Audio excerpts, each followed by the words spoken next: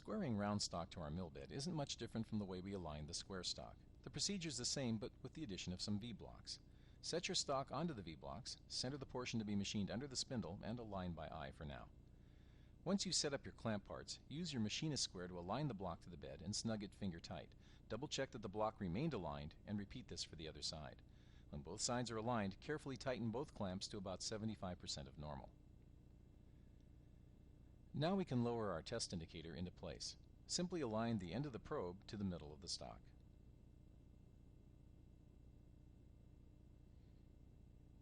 Once you've done that, you can use the X-axis hand wheel to move the stock towards the indicator.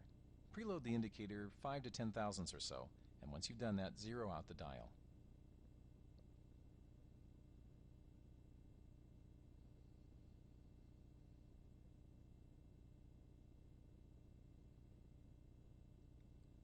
With a piece of stock this large, we won't be able to crank the mill all the way from one clamp to the other, so note your starting position by means of the pointer and the scale that's on the side of the bed.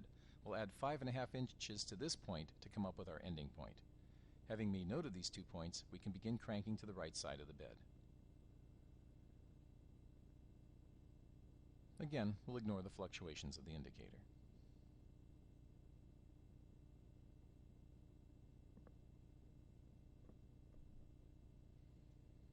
Fluctuations aside, we can see that this time the stock seems to be moving away from the indicator as we go farther to the right.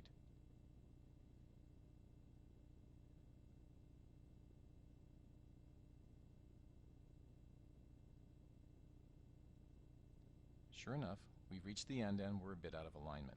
We'll use a soft hammer to tap the V-block gently into alignment, and then we'll tighten the clamp. Light taps are the best for the block and for the delicate mechanism of the dial indicator. Now we can tighten and allow for drift in the same manner as we did for the square stock.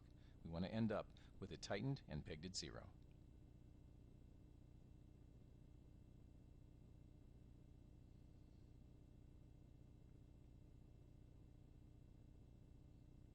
And once we've got it tight and pegged at zero, we can crank back to our original starting point and see what our alignment is like now.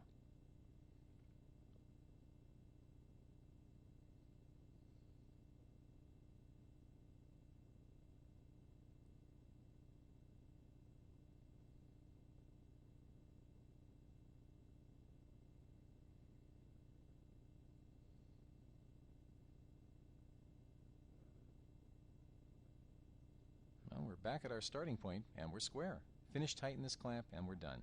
If we had been off, we'd simply have repeated the procedure as we did for the square stock. That's all there is to it.